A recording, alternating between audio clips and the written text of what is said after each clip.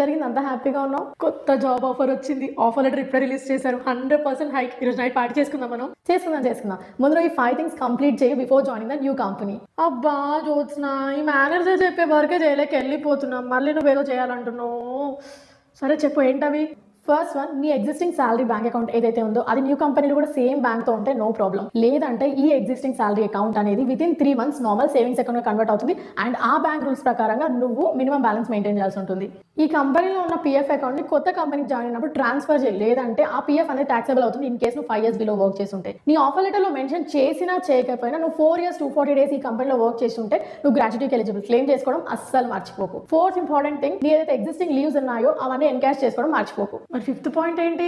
Don't forget to follow this first lady for more updates. Thank you so much Jyotsna, నువ్వు ఉన్నావు వాటికి బతికిపోయాను, లేకపోతే ఇంత లాస్ అయ్యేది నాకు. అండ్ ఈ వీడియోని ఎక్కువ మందితో షేర్ చేయండి, ఎందుకంటే మనం జాబ్స్ చేంజ్ అయినప్పుడు ఇవన్నీ లాస్ అవుతాయి కాబట్టి.